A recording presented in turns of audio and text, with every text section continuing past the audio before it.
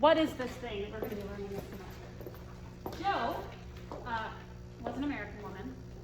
She was a classical singer.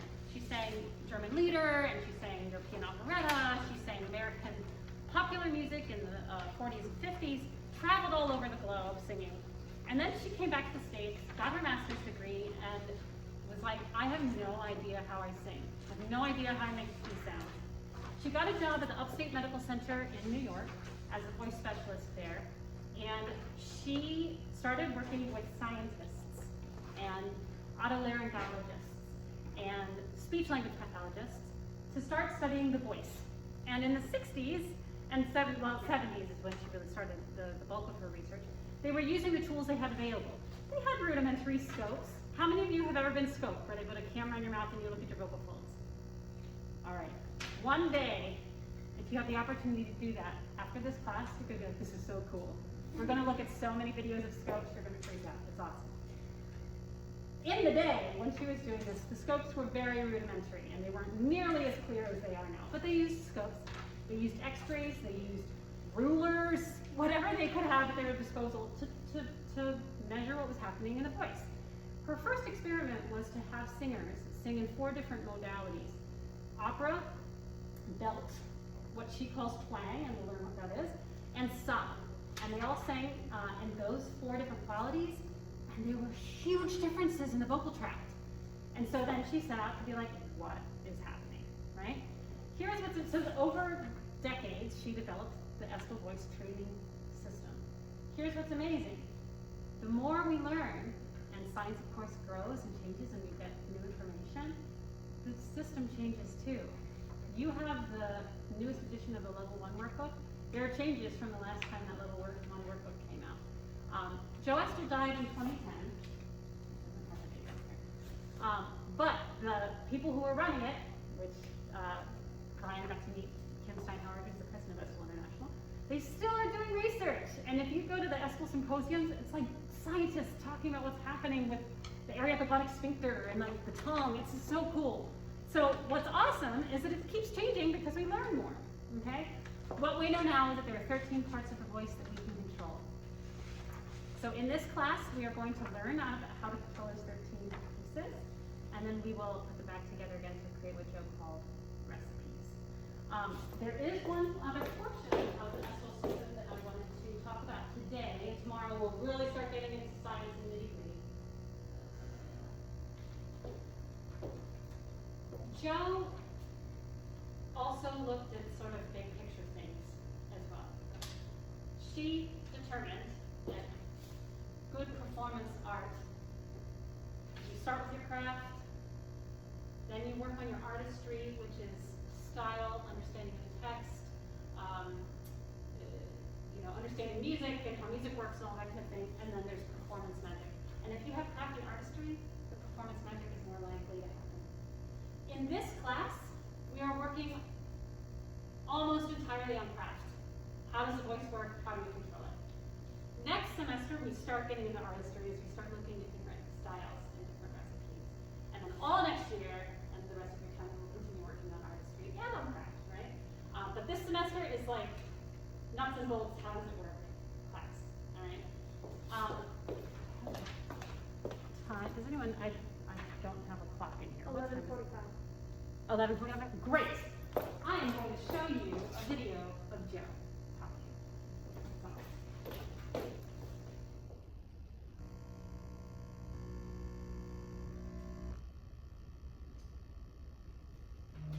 I'd like to talk about why I'm doing this.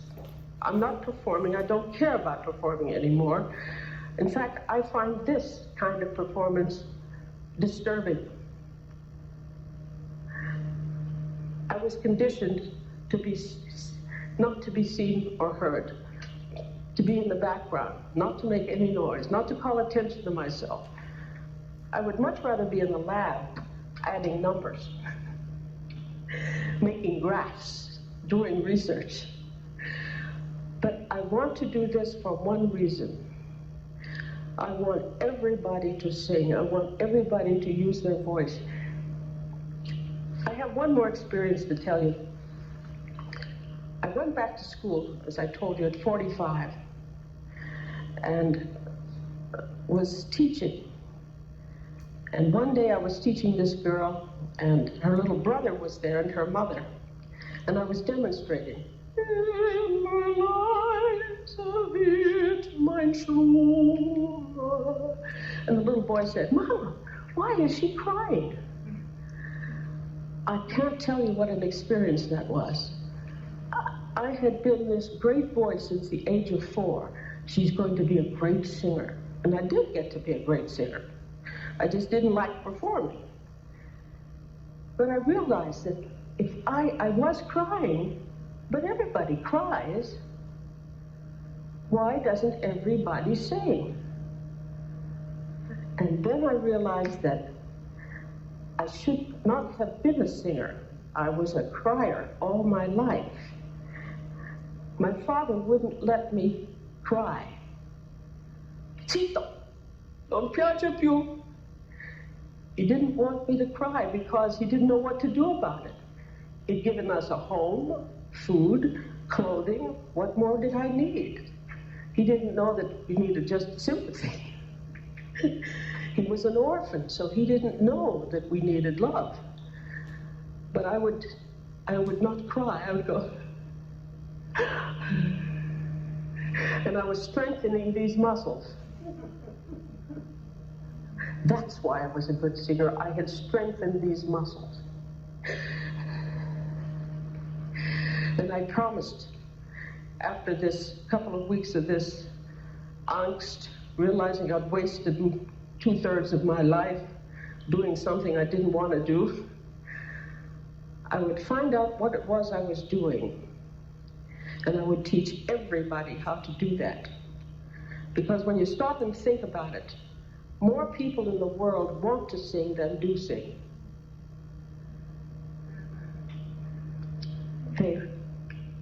I talked to a bank president. I say, everyone has a beautiful voice. And they'll smile and say, not me, you couldn't teach me to sing.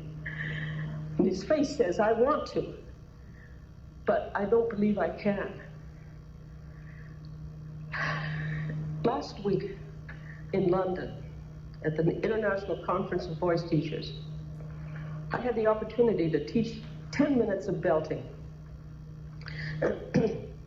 It was Anne-Marie Speed who had a talk, and someone asked her about belting on stage or a loud voice, and she said, well, there's an expert right here, let her tell you. And I was asked to give them a demonstration, and I gave them 10 minutes of yelling. Hey! You know, and I had them all waving their arms. I said, it's in the voice, is in the hand here, it's in the hand, you have to go like that. And it's in the voice. And they did. And they loved it. The rest of the week, all they could do was smile when they looked at me and laughed. I had given them permission to yell. Now, the first thing we do when we're born is yell. And then after that, we're told to shut up, not to make so much noise. You're driving me crazy. Stop that yelling. And we get the idea that our voice is bad. It gets us into trouble. Our voice is inside us. We're bad inside. And we believe that before we can ever have any other position. And you'll be 35 years old and have to give a talk to the school board or something, and you're scared to make that speech because they'll know how bad you are inside. That's too bad. That's not true. First of all, what we should do with our kids is take them out every day at 5 o'clock on the back porch and make them yell and applaud. Great. They heard you across the street. See if you can do it two blocks away.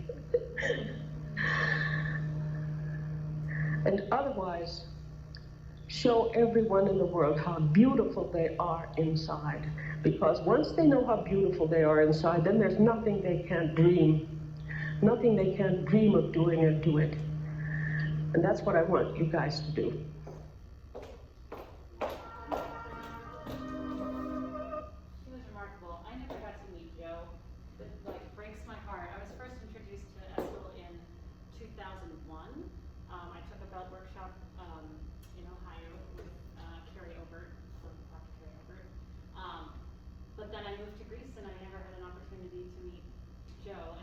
really got into it after she passed in 2013, when I was reintroduced to it again.